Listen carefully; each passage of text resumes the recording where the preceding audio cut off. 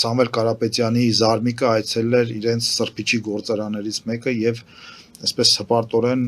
հայտարարում էր, որ այդ տեսեք սրբիչի գործարան կա, սրբիչի գործարան ենք հիմնել ու մենք դա համեմատում ենք Վենսի այցելության հետ, որտեղ ասվում է, որ մենք օրինակ 4 միլիարդ դոլար ենք ներդնելու, որպեսզի Հայաստանում արհեստական բանականության կենտրոն լինի, որը ոչ միայն տարածաշրջանային է, այլ նաև գլոբալ նշանակության կենտրոն է լինելու ու այստեղ պետքա մեր հասարակությանը հարց տանք։ Մենք ուզում ենք սրբիչի գործ, իհարկե հարգանքով ուրեմն տեքստիլի ոլորտի բոլոր մեր ներդրողներին, բայց տեքստիլը չէ, որ մեր նման փոքր երկրներին կամ սրբիչի գործարանը չէ, որ պետքա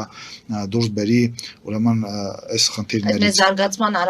Մեր զարգացման արագ տեմպերը ապահովում են այդ նման խոշորագույն տեխնոլոգիական ներդրումները, ոչ թե սրբիչի գործարանները,